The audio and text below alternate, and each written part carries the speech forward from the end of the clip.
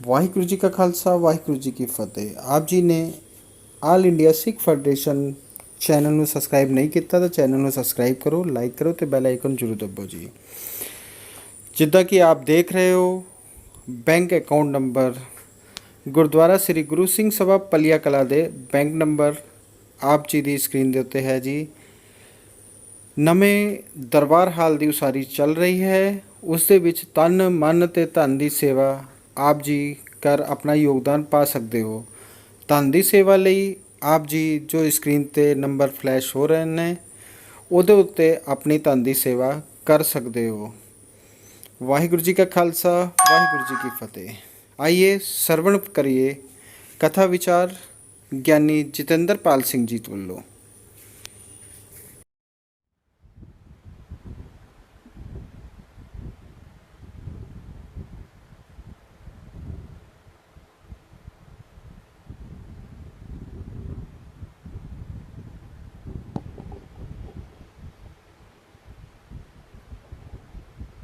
ਸਤਨਾਮ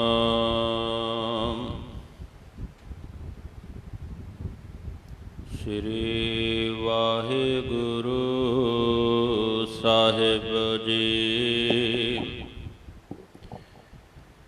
ਜੇਤਾ ਸਮੁੰਦ ਸਾਗਰ ਨੀਰ ਭਰਿਆ,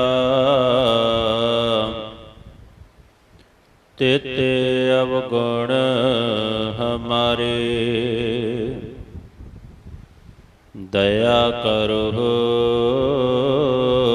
ਕਿਛ ਮਿਹਰ ਉਪਾਵੋ, ਡੁੱਬਦੇ ਪੱਥਰ ਤਾਰੇ। ਜੀਅਰਾ ਅਗਨ ਬਰਾਬਰ ਤਪੈ, ਪੀਤਰ ਵਗੈ ਘਾਤੀ। ਪਰਣਵਤ ਨਾਨਕ ਹੁਕਮ ਪਛਾਣੈ, ਸੁਖ ਹੋਵੈ ਦਿਨ ਰਾਤੀ। ਸੋ ਕਹੋ ਟਲ ਗੁਰ ਸੇਵੀਐ, ਅਹਨਸ ਸਹਜ ਸੁਭਾਏ। ਦਰਸ਼ਨ ਪਰਸੈ ਗੁਰੂ ਕੈ, ਜਨਮ ਮਰਨ ਦੁਖ ਜਾਏ। ਦਰਸ਼ਨ ਪਰਸੈ ਗੁਰੂ ਕੈ, ਜਨਮ ਮਰਨ ਦੁਖ ਜਾਏ। ਪਰਮ ਸਨਮਾਨਯੋਗ ਚਵਰ ਛਤਰ ਤਖਤ ਦੇ ਮਾਲਕ,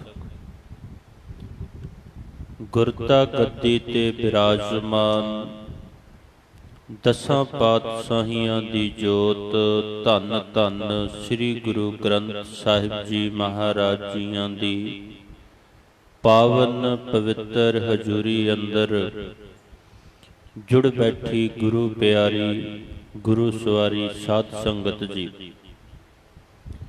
ਸਤਿਗੁਰਾਂ ਦੀ ਬਖਸ਼ਿਸ਼ ਕਿਰਪਾ ਸਦਕਾ ਅੰਮ੍ਰਿਤਮਈ ਗੁਰਬਾਣੀ, ਧੁਰ ਕੀ ਬਾਣੀ, ਰਸ ਪਿੰਨਾ ਕੀਰਤਨ ਸਰਵਣ ਕੀਤਾ ਹੈ। ਹੁਣ ਜੋ ਸਤਿਗੁਰਾਂ ਨੇ ਆਪਾਂ ਨੂੰ ਅੰਮ੍ਰਿਤ ਵੇਲੇ ਮੁਖਵਾਕ ਬਖਸ਼ਿਸ਼ ਕੀਤਾ, ਸਤਿਗੁਰਾਂ ਨੇ ਜੋ ਹੁਕਮ ਬਖਸ਼ਿਆ ਹੈ, ਉਸ ਪਾਵਨ ਸ਼ਬਦ ਦੀ ਵਿਚਾਰ ਦੇ ਨਾਲ ਜੁੜਨਾ ਕਰੀਏ। ਸਤਿਗੁਰੂ ਜੀ ਕਿਰਪਾ ਕਰਨ, ਆਪ ਸਮਤ ਬਖਸ਼ਿਸ਼ ਕਰਕੇ ਵਿਚਾਰ ਦੇ ਨਾਲ ਜੁੜਨ ਦੀ ਸੋਝੀ ਬਖਸ਼ਿਸ਼ ਕਰਨ। ਵਿਚਾਰ ਦੇ ਨਾਲ ਜੁੜਨ ਤੋਂ ਪਹਿਲਾਂ ਸਤਿਗੁਰਾਂ ਦੇ ਚਰਨਾਂ ਦੇ ਵਿੱਚ ਧਿਆਨ ਧਰਦੇ ਹੋਏ ਹਾਜ਼ਰੀਆਂ ਲਵਾਈਏ। ਵਾਹਿਗੁਰੂ ਜੀ ਕਾ ਖਾਲਸਾ, ਵਾਹਿਗੁਰੂ ਜੀ ਕੀ ਫਤਿਹ। ਸੋਹੀ ਮਹੱਲਾ ਚੌਥਾ।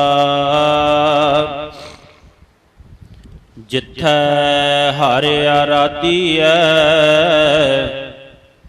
ਤਿੱਥੈ ਹਰ ਮਿਤ ਸਹਾਈ। ਗੁਰ ਕਿਰਪਾ ਤੇ ਹਰ ਮਨ ਵਸੈ ਹੋਰਤ ਬਿਦ ਲਿਆ ਨਾ ਜਾਈ। ਇਹ ਪਾਵਨ ਸ਼ਬਦ ਜੋ ਸਤਿਗੁਰਾਂ ਨੇ ਸਾਨੂੰ ਹੁਕਮ ਰਾਹੀਂ ਬਖਸ਼ਿਸ਼ ਕੀਤਾ ਹੈ,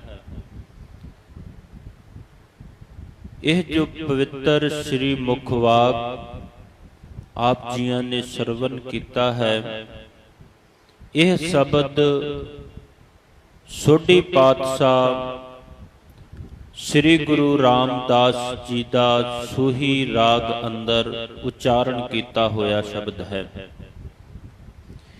ਇਸ ਸ਼ਬਦ ਦੇ ਆਦਿ ਦੇ ਵਿੱਚ ਗੁਰਦੇਵ ਨੇ ਸੱਚੇ ਹਰੀ ਮਿੱਤਰ ਦੀ ਗੱਲ ਕੀਤੀ ਹੈ। ਸੱਚਾ ਮਿੱਤਰ ਜਿਹੜਾ ਹੈ ਉਹ ਪਰਮਾਤਮਾ ਅਕਾਲ ਪੁਰਖ ਪਰਮੇਸ਼ਰ ਨੂੰ ਦੱਸਣਾ ਕੀਤਾ ਹੈ। ਤਿੱਥੈ ਹਰ ਮਿੱਤ ਸਹਾਈ। ਇੱਥੇ ਹਰੀ ਮਿੱਤਰ ਦਾ ਜ਼ਿਕਰ ਕੀਤਾ ਹੈ। ਅਸਲ ਵਿੱਚ ਸੱਚਾ ਮਿੱਤਰ ਤਾਂ ਸੱਚਾ ਸਤਿਗੁਰੂ ਜੀ ਤੇ ਹਰੀ ਪਰਮੇਸ਼ਰ ਹੀ ਹੈ। ਜੀਵ ਦਾ ਸੱਚਾ ਮਿੱਤਰ ਜਿਹੜਾ ਹੈ ਉਹ ਪਰਮੇਸ਼ਰ ਅਕਾਲ ਪੁਰਖ ਹੈ। ਬਾਕੀ ਸੰਸਾਰ ਅੰਦਰ ਧਾਰਮਿਕ ਗ੍ਰੰਥਾਂ ਵਿੱਚ ਕਈ ਤਰ੍ਹਾਂ ਦੇ ਮਿੱਤਰਾਂ ਦਾ ਜ਼ਿਕਰ ਆਇਆ ਹੈ। ਸ਼ਾਸਤਰਕਾਰਾਂ ਨੇ ਜੀਵ ਦੇ 3 ਮਿੱਤਰ ਕਥਨ ਕੀਤੇ ਹਨ। ਪਹਿਲੇ ਮਿੱਤਰ ਪਰਿਵਾਰ ਦੇ ਜੀ ਸੰਬੰਧੀ ਤੇ ਦੂਸਰੇ ਮਿੱਤਰ ਦੇ ਰੂਪ ਦੇ ਵਿੱਚ ਧਨ ਨੂੰ ਦੱਸਿਆ ਹੈ ਕਿ ਧਨ ਜਿਹੜਾ ਹੈ ਇਸ ਸੰਸਾਰਿਕ ਮਿੱਤਰਾਂ ਦੇ ਵਿੱਚ ਆਉਂਦਾ ਹੈ। ਪਹਿਲੇ ਜਿਹੜੇ ਜੀਵ ਸੰਸਾਰ ਦੇ ਵਿੱਚ ਪਰਿਵਾਰ ਦੇ ਜਿਹੜੇ ਜੀ ਹਨ ਇਹ ਮਿੱਤਰ ਦੱਸੇ ਹਨ, ਤੇ ਦੂਸਰਾ ਮਿੱਤਰ ਜਿਹੜਾ ਹੈ ਉਹ ਧਨ ਨੂੰ ਦੱਸਿਆ ਹੈ, ਤੇ ਤੀਸਰੇ ਮਿੱਤਰ ਜਿਹੜੇ ਜੀਵ ਦੇ ਕਰਮ ਹਨ ਉਹਨਾਂ ਨੂੰ ਦੱਸਿਆ ਹੈ। ਪਹਿਲੇ ਜਿਹੜੇ ਧਨ ਦੀ ਮਿੱਤਰਤਾ ਹੈ, ਜਿਹੜੇ ਜੀਵ ਧਨ ਨੂੰ ਆਪਣਾ ਮਿੱਤਰ ਮੰਨਦੇ ਹਨ, ਧਨ ਦੇ ਨਾਲ ਜਿਨ੍ਹਾਂ ਨੇ ਮਿੱਤਰਤਾ ਪਾਈ ਹੋਈ ਹੈ, ਉਹ ਜਿਹੜਾ ਧਨ ਹੈ ਉਸ ਦੀ ਮਿੱਤਰਤਾ ਜਿਹੜੀ ਹੈ ਉਹ ਕਿਤਨੀ ਦੇਰ ਤੱਕ ਹੈ? ਜਿੰਨਾ ਚਿਰ ਮਨੁੱਖ ਦੇ ਜੀਵ ਦੇ ਵਿੱਚ ਸਵਾਸ ਹਨ, ਜਿਤਨੀ ਦੇਰ ਤੱਕ ਜੀਵ ਦੇ ਸਵਾਸ ਚੱਲ ਰਹੇ ਹਨ, ਉਤਨੀ ਦੇਰ ਤੱਕ ਜਿਹੜਾ ਧਨ ਹੈ ਇਹ ਮਿੱਤਰ ਜੀਵ ਦਾ ਸਾਥ ਦਿੰਦਾ ਹੈ, ਜੀਵ ਦਾ ਮਿੱਤਰ ਬਣਿਆ ਰਹਿੰਦਾ ਹੈ। ਧਨ ਨਾਲ ਮਨੁੱਖ ਆਪਣੀ ਸੇਵਾ ਕਰਾ ਸਕਦਾ ਹੈ। ਧਨ ਕਰਕੇ ਮਾਇਆ ਨਾਲ ਸਰੀਰਿਕ ਸੁੱਖ ਸਹੂਲਤਾਂ ਪ੍ਰਾਪਤ ਕੀਤੀਆਂ ਜਾ ਸਕਦੀਆਂ ਹਨ, ਪਰ ਜਿਸ ਵੇਲੇ ਸਰੀਰ ਵਿੱਚੋਂ ਸਵਾਸ ਨਿਕਲ ਜਾਂਦੇ ਹਨ ਉਸੇ ਵੇਲੇ ਹੀ ਧਨ ਦੇ ਮਾਲਕ ਹੋਰ ਬਣ ਜਾਂਦੇ ਹਨ। ਧਨ ਦੀ ਮਿੱਤਰਤਾ ਜਿਹੜੀ ਹੈ ਉਹ ਖਤਮ ਹੋ ਜਾਂਦੀ ਹੈ। ਭਾਵ ਕਿ ਜੀਵ ਨੇ ਧਨ ਨੂੰ ਮਿੱਤਰ ਬਣਾਇਆ, ਧਨ ਦੇ ਨਾਲ ਮਿੱਤਰਤਾ ਪਾਈ, ਧਨ ਦੀ ਮਿੱਤਰਤਾ ਜੀਵ ਦੇ ਨਾਲ ਉਨੀ ਦੇਰ ਤੱਕ ਨਿਭੀ ਜਿੰਨੀ ਦੇਰ ਤੱਕ ਜੀਵ ਦੇ ਸਰੀਰ ਦੇ ਵਿੱਚ ਸਵਾਸ ਸਨ। ਜਦੋਂ ਜੀਵ ਦੇ ਸਵਾਸ ਖਤਮ ਹੋ ਗਏ ਤੇ ਧਨ ਦੀ ਮਿੱਤਰਤਾ ਜਿਹੜੀ ਹੈ ਉਹ ਵੀ ਖਤਮ ਹੋ ਗਈ।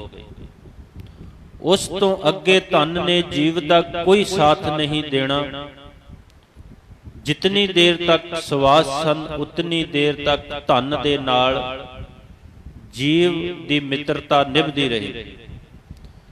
ਪਰ ਜਿਹੜਾ ਇਹ ਧਨ ਹੈ, ਇਸ ਦੀ ਇਕੱਤਰਤਾ ਜਿਹੜੀ ਹੈ, ਇਸ ਧਨ ਨੂੰ ਜਿਹੜਾ ਜੀਵ ਇਕੱਤਰ ਕਰਦਾ ਹੈ, ਉਹ ਪਾਪਾਂ ਦੇ ਕਰਮ ਹੁੰਦੇ ਹਨ। ਉਹ ਪਾਪਾਂ ਦੇ ਕਰਮ ਕਰਕੇ ਹੀ ਧਨ ਨੂੰ ਇਕੱਤਰ ਕਰਦਾ ਹੈ। ਗੁਰਦੇਵ ਦਾ ਫੁਰਮਾਨ ਹੈ, ਪਾਪਾ ਬਾਝੋ ਹੋਵੈ ਨਾਹੀ, ਮੋਇਆ ਸਾਥ ਨ ਜਾਈ।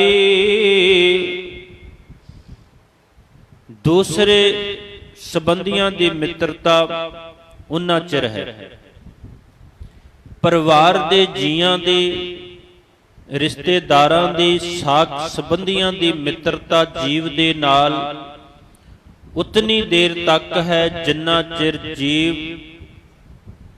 ਮਨੁੱਖ ਦੇ ਸਰੀਰ ਨੂੰ ਸ਼ਮਸ਼ਾਨ ਘਾਟ ਵਿੱਚ ਲਿਜਾ ਕੇ ਦਾਹ ਸੰਸਕਾਰ ਨਹੀਂ ਕਰ ਦਿੰਦੇ।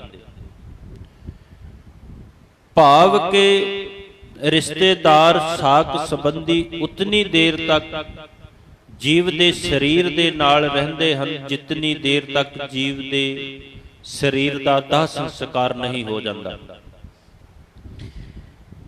ਇੱਥੇ ਸੰਬੰਧੀਆਂ ਦੀ ਮਿੱਤਰਤਾ ਵੀ ਖਤਮ ਹੋ ਜਾਂਦੀ ਹੈ।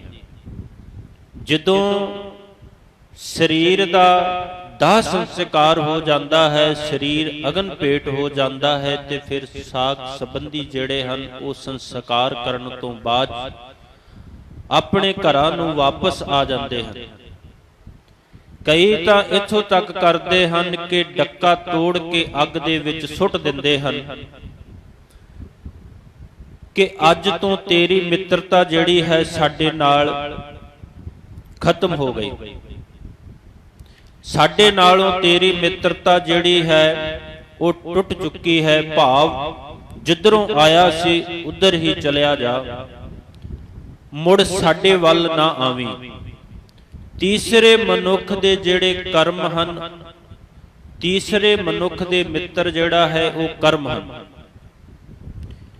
ਜਿਹੜੇ ਜੀਵ ਦੇ ਦੁਆਰਾ ਕੀਤੇ ਹੋਏ ਕਰਮ ਹਨ ਉਹ ਜੀਵ ਦੇ ਮਿੱਤਰ ਹਨ। ਕਰਮ ਚੰਗੇ ਤੇ ਮਾੜੇ ਦੋ ਤਰ੍ਹਾਂ ਦੇ ਇੱਥੇ ਕਹੇ ਜਾ ਸਕਦੇ ਹਨ। ਚੰਗੇ ਕਰਮਾਂ ਦਾ ਫਲ ਸੁਖ ਦੇ ਰੂਪ ਦੇ ਵਿੱਚ ਪ੍ਰਾਪਤ ਹੁੰਦਾ ਹੈ ਤੇ ਮਾੜੇ ਕਰਮਾਂ ਦਾ ਫਲ ਦੁੱਖ ਦੇ ਰੂਪ ਦੇ ਵਿੱਚ ਪ੍ਰਾਪਤ ਹੁੰਦਾ ਹੈ। ਚੰਗੇ ਕਰਮ ਕਰੇਗਾ ਤਾਂ ਚੰਗਾ ਫਲ ਮਿਲੇਗਾ, ਮਾੜੇ ਕਰਮ ਕਰੇਗਾ ਤਾਂ ਉਸ ਦਾ ਮਾੜਾ ਫਲ ਦੁੱਖ ਦੇ ਰੂਪ ਦੇ ਵਿੱਚ ਭੋਗਣਾ ਪਵੇਗਾ।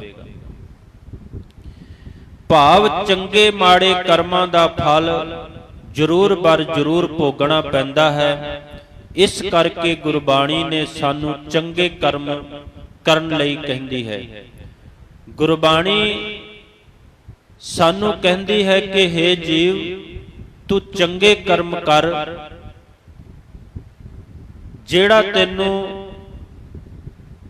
ਚੰਗੇ ਕਰਮਾਂ ਦਾ ਫਲ ਜਿਹੜਾ ਹੈ ਉਹ ਪ੍ਰਾਪਤ ਹੋਵੇ, ਤੇ ਜੇ ਤੂੰ ਮਾੜੇ ਕਰਮ ਕਰੇਗਾ ਤੇ ਤੈਨੂੰ ਮਾੜੇ ਕੀਤੇ ਹੋਏ ਕਰਮਾਂ ਦਾ ਫਲ ਜਿਹੜਾ ਹੈ ਦੁੱਖ ਦੇ ਰੂਪ ਦੇ ਵਿੱਚ ਭੋਗਣਾ ਪਵੇਗਾ।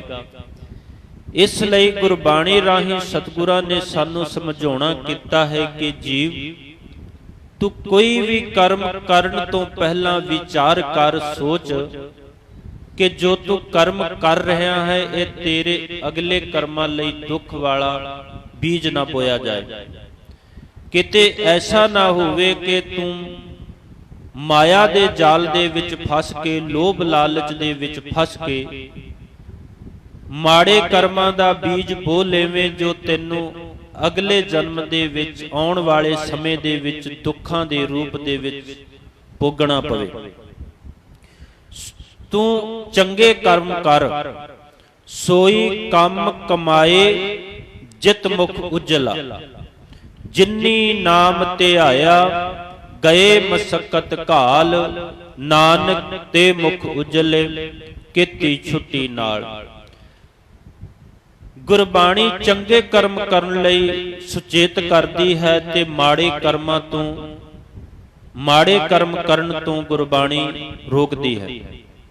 ਫਰੀਦਾ ਜਿਨੀ ਕੰਮੀ ਨਾਹਿ ਗੁਣ, ਤੇ ਕੰਮੜੇ ਵਿਸਾਰ ਮਤ ਸ਼ਰਮਿੰਦਾ ਥੀਵਹੀ ਸਾਈਂ ਦੇ ਦਰਬਾਰ। ਇਸ ਲਈ ਸੰਸਾਰ ਦੇ ਅੰਦਰ ਸੰਸਾਰਿਕ ਮਿੱਤਰ ਸੰਬੰਧੀ ਸਭ ਸਵਾਰਥੀ ਹਨ। ਇਹਨਾਂ ਚੋਂ ਕੋਈ ਵੀ ਮਨੁੱਖ ਦਾ ਸੱਚਾ ਮਿੱਤਰ ਨਹੀਂ ਹੈ। ਸੰਸਾਰ ਦੇ ਵਿੱਚ ਜੀਵ ਦੇ ਜਿਤਨੇ ਵੀ ਮਿੱਤਰ ਹਨ, ਜਿਨ੍ਹਾਂ ਨੂੰ ਵੀ ਜੀਵ ਮਿੱਤਰ ਸਮਝਦਾ ਹੈ, ਉਹ ਸਭ ਝੂਠੇ ਹਨ।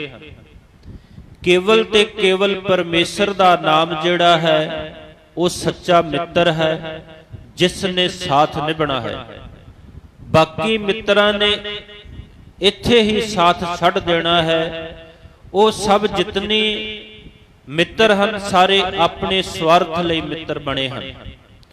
ਪ੍ਰੀਤਮ ਜਾਨ ਲਿਹੋ ਮਨ ਮਾਹੀ, ਆਪਣੇ ਸੁਖ ਸਿਓ ਹੀ ਜਗ ਫਾਂਦਿਓ।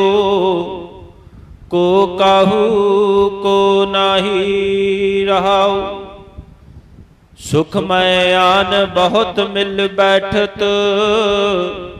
रहत चहूँ दिस घेरै, विपत भरी सब ही संग छाडत। को ना आवत नेरै, कर के नार बहुत हित जास्यो। सदा रहत संग लागी, जब ही हंस तजिए काया। प्रेत प्रेत कर भागी, यह बिद को ब्योहार बन्यो है। जास्यो नेहो लगायो, अंत बार नानक बिन हर जी। को काम न आयो। अंत वेले उस परमेश्वर हरि मित्र तो बिना किसी ने कम नहीं आना। जितने भी साक संबंधी हन, रिश्तेदार हन, सारिया ने साथ छड़ देना है। मित्रा ने साथ छड़ देना है। ते ओ परमेश्वर अकाल पुरख जेड़ा है, उसने लोक ते परलोक दे विच साथ देना है। भगत फरीद जी दा भी कथन है कि गल्लां विच तां 20 सज्जण बन बैठदे हन, पर विचार अते प्रिख्या करन समय एक भी नहीं लभदा। सच्चे मित्र दे मिलाप दी चिंता दे विच मलेह दे अंग अग वांग दुख रहा है। फरीदा गले सो सज्जण वीह, एक ढूंढदी नाला। दुखा ज्यो माली, कारण तिना मापिरी। गुरु तेग बहादुर साहिब जी दे पवित्र बचन हन। यह जग मीत न देखियो कोई, सगल जगत अपने सुख लाग्यो। दुख मैं संग ना होई। सोढी पातशाह श्री गुरु रामदास जी इस संबंध विच उन्होंने कथन किया है कि जो संसारे कै कुटुंब मित्र भाई दिसे मन मेरे। ते सब अपने स्वाए मिलासा, जित दिन उनका सुआओ ना होए ना आवे। तित दिन नेड़े को ना टुकासा। असल विच सच्चा मित्र गुरु परमेश्वर है, जो मनुख दी हर एक जगह सहायता करन नूं समर्थ है। जिथे कोई सहायता नहीं कर सकता, उत्थे सच्चे सतगुरु मित्र सहायता करते हैं। अकाल पुरख परमात्मा समर्थ है, जेड़ा ਹਰ ਇੱਕ ਜਗ੍ਹਾ ਤੇ ਜੀਵ ਦੀ ਸਹਾਇਤਾ ਕਰਦਾ ਹੈ। ਉਹ ਪਰਮੇਸ਼ਰ ਅਕਾਲ ਪੁਰਖ ਜਿਸ ਨੇ ਇਸ ਸ੍ਰਿਸ਼ਟੀ ਨੂੰ ਰਚਿਆ ਹੈ, ਜੋ ਪਰਮਾਤਮਾ ਅਕਾਲ ਪੁਰਖ ਇਸ ਸ੍ਰਿਸ਼ਟੀ ਨੂੰ ਰਚਨਹਾਰ ਹੈ ਤੇ ਇਸ ਸ੍ਰਿਸ਼ਟੀ ਦਾ ਨਾਸ਼ ਵੀ ਉਹ ਪਲ ਦੇ ਵਿੱਚ ਕਰ ਸਕਦਾ ਹੈ। ਉਸ ਪਰਮਾਤਮਾ ਅਕਾਲ ਪੁਰਖ ਨੂੰ ਕਿਸੇ ਦੀ ਸਲਾਹ ਦੀ ਜ਼ਰੂਰਤ ਨਹੀਂ ਪੈਂਦੀ ਤੇ ਨਾ ਹੀ ਕਿਸੇ ਦੇ ਨਾਲ ਉਸ ਨੂੰ ਕੋਈ ਵਿਚਾਰ ਕਰਨੀ ਪੈਂਦੀ ਹੈ। ਉਹ ਪਰਮਾਤਮਾ ਸ੍ਰਿਸ਼ਟੀ ਨੂੰ ਰਚਣ ਦੀ ਤੇ ਨਾਸ਼ ਕਰਨ ਦੀ ਆਪ ਸਮਰੱਥਾ ਰੱਖਦਾ ਹੈ। ਉਸ ਪਰਮਾਤਮਾ ਅਕਾਲ ਪੁਰਖ ਦੇ ਹੱਥ ਦੇ ਵਿੱਚ ਸਭ ਕੁਝ ਹੈ। ਉਹ ਜੋ ਚਾਹੇ ਸੋ ਪਲ ਦੇ ਵਿੱਚ ਕਰ ਸਕਦਾ ਹੈ। ਇਸ ਲਈ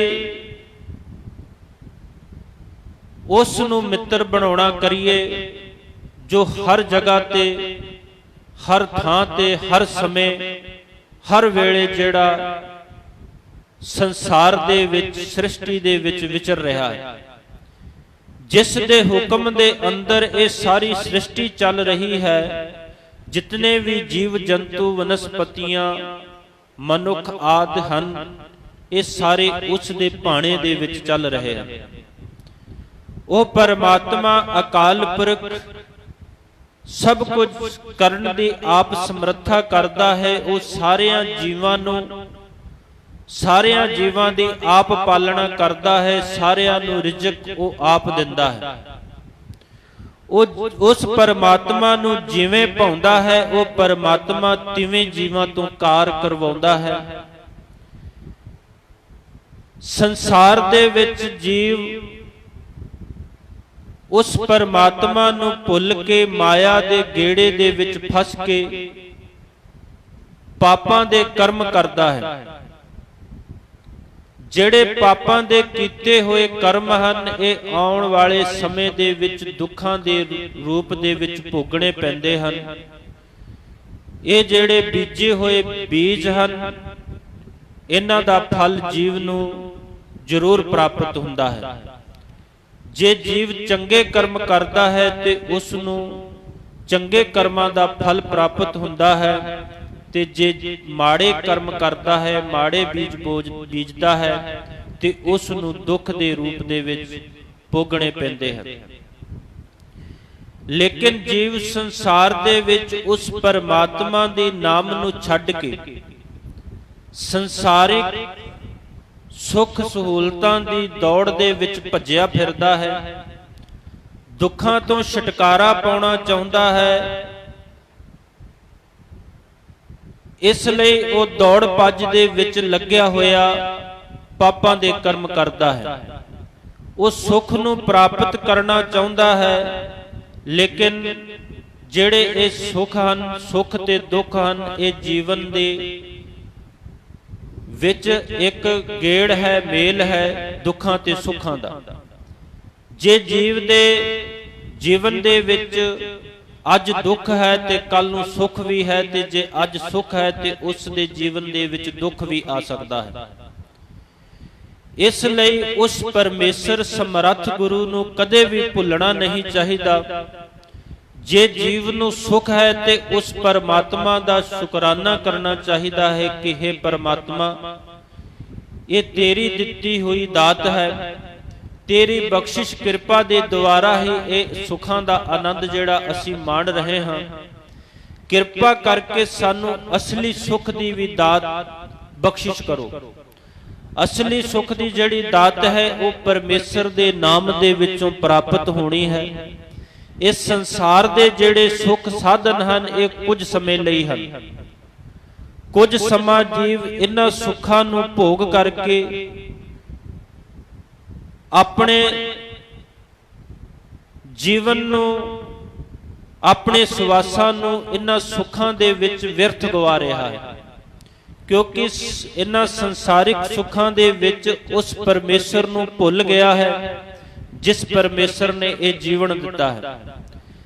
ਤੇ ਉਸ ਪਰਮੇਸ਼ਰ ਨੂੰ ਭੁੱਲਣ ਦੇ ਕਾਰਨ ਜੀਵ ਨੂੰ ਦੁੱਖ ਪ੍ਰਾਪਤ ਹੁੰਦੇ ਹਨ।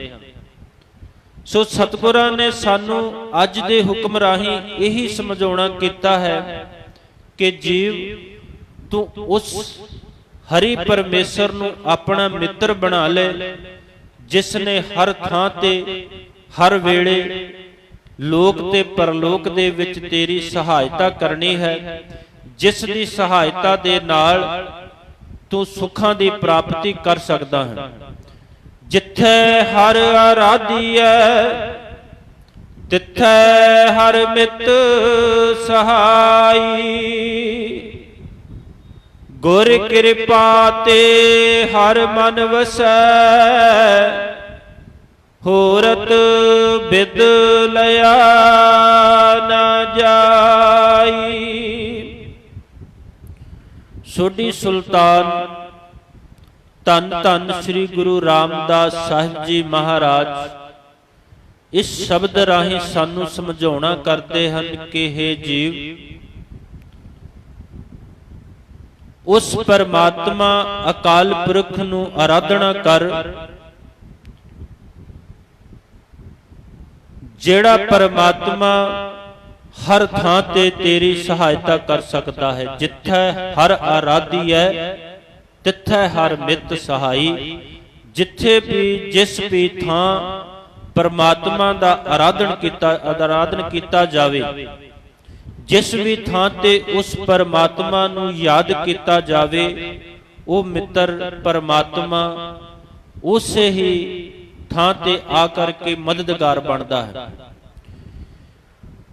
ਸੱਚਾ ਮਿੱਤਰ ਕੇਵਲ ਇੱਕ ਪਰਮੇਸ਼ਰ ਉਹੀ ਹੈ ਜਿਹੜਾ ਹਰ ਥਾਂ ਤੇ ਆ ਕਰਕੇ ਸਹਾਇਤਾ ਕਰਦਾ ਹੈ। ਉਹ ਮਿੱਤਰ ਕੇਵਲ ਪਰਮਾਤਮਾ ਹੈ।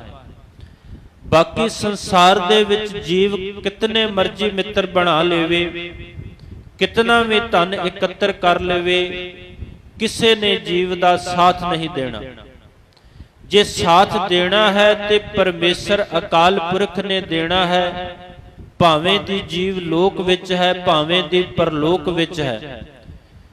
ਜੇ ਉਸ ਪਰਮਾਤਮਾ ਅਕਾਲ ਪੁਰਖ ਨੂੰ ਜੀਵ ਨੇ ਆਰਾਧਿਆ ਹੈ, ਉਸ ਨੂੰ ਪੁਕਾਰਿਆ ਹੈ, ਉਸ ਦਾ ਸਿਮਰਨ ਕੀਤਾ ਹੈ, ਉਸ ਜੀਵਨ ਦੇਣ ਵਾਲੇ ਦਾਤੇ ਦੇ ਨਾਲ ਸਾਂਝ ਪਾਈ ਹੈ, ਤੇ ਉਸ ਪਰਮਾਤਮਾ ਹਰੀ ਨੂੰ ਸੱਚਾ ਮਿੱਤਰ ਬਣਾਇਆ ਹੈ, ਉਸ ਸੱਚੇ ਗੁਰੂ ਨੂੰ ਆਪਣਾ ਮਿੱਤਰ ਸਮਝਿਆ ਹੈ, ਬਣਾਇਆ ਹੈ, ਤੇ ਉਸ ਤੇ ਭਰੋਸਾ ਕੀਤਾ ਹੈ, ਉਸ ਦੇ ਭਾਣੇ ਦੇ ਵਿੱਚ ਰਹਿ ਕੇ ਆਪਣਾ ਜੀਵਨ ਗੁਜ਼ਾਰਨ ਕੀਤਾ ਹੈ, ਤੇ ਉਹ ਪਰਮਾਤਮਾ ਹਰ ਥਾਂ ਤੇ ਆਪ ਅੰਗ ਸੰਗ ਸਹਾਈ ਹੋ ਕਰਕੇ ਜੀਵ ਦੀ ਸਹਾਇਤਾ ਕਰਦਾ ਹੈ। ਇਸ ਲਈ ਗੁਰੂ ਸਾਹਿਬਾਂ ਨੇ ਦੱਸਣਾ ਕੀਤਾ ਹੈ ਕਿ ਹੇ ਜੀਵ, ਤੂੰ ਇਸ ਸੰਸਾਰ ਦੇ ਮਿੱਤਰਾਂ ਨੂੰ ਛੱਡ ਕੇ ਉਸ ਹਰੀ ਪਰਮੇਸ਼ਰ ਨੂੰ ਮਿੱਤਰ ਬਣਾ, ਜੋ ਜਿੱਥੇ ਵੀ ਤੂੰ ਉਸ ਨੂੰ ਯਾਦ ਕਰੇ ਤੇ ਉਹ ਤੇਰੇ ਕੋਲ ਆ ਕੇ ਸਹਾਈ ਹੋਵੇ ਤੇ ਤੇਰਾ ਮਦਦਗਾਰ ਬਣੇ। ਗੁਰ ਕਿਰਪਾ ਤੇ ਹਰ ਮਨ ਵਸੈ, ਹੋਰਤ ਬਿਦ ਲਿਆ ਨਾ ਜਾਈ। ਹਰੀ ਪਰਮੇਸ਼ਰ ਜਿਹੜਾ ਮਿੱਤਰ ਹੈ, ਉਹ ਤਦ ਹੀ ਮਿੱਤਰ ਬਣ ਸਕਦਾ ਹੈ ਜੇ ਉਸ ਪਰਮਾਤਮਾ ਗੁਰੂ ਦੀ ਕਿਰਪਾ ਹੋ ਜਾਵੇ। ਗੁਰ ਕਿਰਪਾ ਤੇ ਹਰ ਮਨ ਵਸੈ, ਹੋਰਤ ਬਿਦ ਲਿਆ ਨਾ ਜਾਈ। ਪਰ ਉਹ ਪਰਮਾਤਮਾ ਗੁਰੂ ਦੀ ਕਿਰਪਾ ਨਾਲ ਹੀ ਮਨੁੱਖ ਦੇ ਮਨ ਵਿੱਚ ਵਸ ਸਕਦਾ ਹੈ। ਕਿਸੇ ਵੀ ਹੋਰ ਤਰੀਕੇ ਨਾਲ ਉਸ ਨੂੰ ਲੱਭਿਆ ਨਹੀਂ ਜਾ ਸਕਦਾ। ਪਰਮਾਤਮਾ ਅਕਾਲ ਪੁਰਖ ਜਿਹੜਾ ਸੱਚਾ ਮਿੱਤਰ ਗੁਰੂ ਹੈ, ਹਰੀ ਗੁਰੂ ਹਰੀ ਪਰਮੇਸ਼ਰ ਜਿਹੜਾ ਸੱਚਾ ਮਿੱਤਰ ਹੈ, ਉਸ ਨੂੰ ਗੁਰੂ ਦੀ ਕਿਰਪਾ ਦੇ ਨਾਲ ਹੀ ਪ੍ਰਾਪਤ ਕੀਤਾ ਜਾ ਸਕਦਾ ਹੈ। ਉਸ ਨੂੰ ਪ੍ਰਾਪਤ ਕਰਨ ਦਾ ਹੋਰ ਕੋਈ ਵੀ ਸਾਧਨ ਨਹੀਂ ਹੈ। ਉਸ ਨੂੰ ਪ੍ਰਾਪਤ ਕਰਨ ਦਾ ਇੱਕ ਹੀ ਸਾਧਨ ਹੈ ਕਿ ਉਹ ਗੁਰੂ ਪਰਮਾਤਮਾ ਗੁਰੂ ਕਿਰਪਾ ਕਰ ਦੇਵੇ, ਤੇ ਗੁਰੂ ਕਿਰਪਾ ਤਦ ਹੀ ਕਰੇਗਾ ਜੇ ਗੁਰੂ ਦੇ ਅੱਗੇ ਨਿਮਾਣੇ ਤੇ ਨਿਤਾਣੇ ਹੋ ਕਰਕੇ ਅਰਦਾਸ ਕਰਾਂਗੇ, ਨਿਮਰਤਾ ਸਹਿਤ ਅਰਦਾਸ ਕਰਾਂਗੇ, ਆਪਣੇ ਆਪ ਨੂੰ ਉਸ ਗੁਰੂ ਦੇ ਅੱਗੇ ਭੇਟ ਕਰ ਦੇਵਾਂਗੇ। ਵਿਸ਼ੇ ਵਿਕਾਰਾਂ ਤੋਂ ਬਚ ਕੇ, ਛਲ ਕਪਟਾਂ ਨੂੰ ਤਿਆਗ ਕੇ, ਝੂਠਾਂ ਨੂੰ ਤਿਆਗ ਕੇ ਉਸ ਪਰਮੇਸ਼ਰ ਦੇ ਅੱਗੇ ਢੇ ਪਵਾਂਗੇ, ਤੇ ਪਰਮੇਸ਼ਰ ਗੁਰੂ ਕਿਰਪਾ ਕਰਕੇ ਸਾਨੂੰ ਉਸ ਸੱਚੇ ਮਿੱਤਰ ਦਾ ਮਿਲਾਪ ਹੋ ਸਕਦਾ ਹੈ। ਹਰ ਤਨ ਸੰਚੀਐ ਪਾਏ। ਉਹ ਹਰੀ ਧਨ ਦਾ ਨਾਮ ਇਕੱਠਾ ਕਰਨਾ ਚਾਹੀਦਾ ਹੈ। ਉਸ ਨਾਮ ਰੂਪੀ ਧਨ ਨੂੰ ਇਕੱਠਾ ਕਰਨਾ ਚਾਹੀਦਾ ਹੈ ਉਸ ਸੱਚੇ ਮਿੱਤਰ ਦੇ ਮਿਲਾਪ ਵਾਸਤੇ। ਜੇ ਹਾਲਤ ਪਲਤ ਹਰ ਹੋਏ ਸਖਾਈ, ਤੇ ਉਹ ਪਰਮੇਸ਼ਰ ਨਾਮ ਰੂਪੀ ਧਨ ਜਿਹੜਾ ਹੈ ਜੇ ਅਸੀਂ ਇਕੱਤਰ ਕਰ ਲੈਂਦੇ ਹਾਂ ਤੇ ਉਹ ਲੋਕ ਅਤੇ ਪਰਲੋਕ ਵਿੱਚ ਸਾਡੇ ਕੋਲ ਸਹਾਈ ਹੁੰਦਾ ਹੈ ਤੇ ਸਾਡਾ ਸੱਚਾ ਹਰੀ ਮਿੱਤਰ ਜਿਹੜਾ ਹੈ ਉਹ ਸਾਡਾ ਸਾਥ ਲੋਕ ਤੇ ਪਰਲੋਕ ਦੇ ਵਿੱਚ ਦਿੰਦਾ ਹੈ।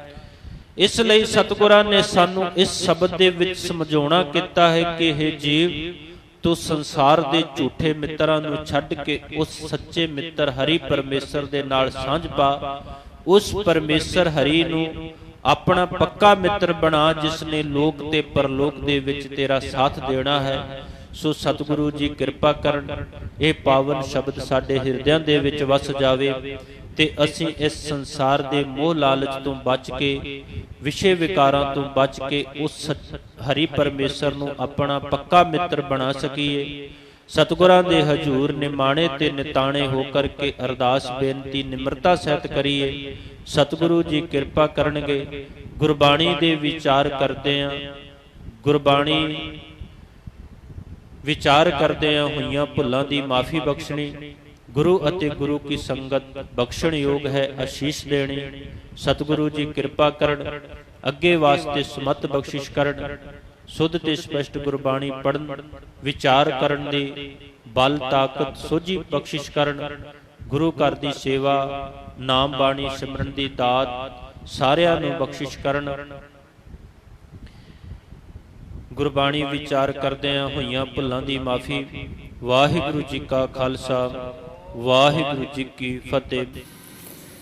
ਵੀਡੀਓ ਦੇਖਣ ਲਈ ਆਪ ਜੀ ਦਾ ਬਹੁਤ ਬਹੁਤ ਧੰਨਵਾਦ। ਚੈਨਲ ਵਿੱਚ ਜੁੜੇ ਰਹਿਣ ਲਈ ਆਪ ਜੀ ਦਾ ਬਹੁਤ ਬਹੁਤ ਧੰਨਵਾਦ। ਜਿਨ੍ਹਾਂ ਨੇ ਚੈਨਲ ਨੂੰ ਸਬਸਕ੍ਰਾਈਬ ਨਹੀਂ ਕੀਤਾ, ਚੈਨਲ ਨੂੰ ਸਬਸਕ੍ਰਾਈਬ ਕਰੋ, ਲਾਈਕ ਕਰੋ ਔਰ ਬੈਲ ਆਈਕਨ ਜ਼ਰੂਰ ਦਬਾਓ ਜੋ ਆਉਣ ਵਾਲੀ ਵੀਡੀਓ ਦੀ ਨੋਟੀਫਿਕੇਸ਼ਨ ਸਭ ਤੋਂ ਪਹਿਲੇ ਮਿਲੇ ਜੀ। ਅੱਗੇ ਵੀ ਗੁਰਮਤਿ ਵਿਚਾਰ ਸਾਂਝੇ ਹੁੰਦੇ ਰਹਿਣਗੇ। ਵਾਹਿਗੁਰੂ ਜੀ ਕਾ ਖਾਲਸਾ, ਵਾਹਿਗੁਰੂ ਜੀ ਕੀ ਫਤਿਹ।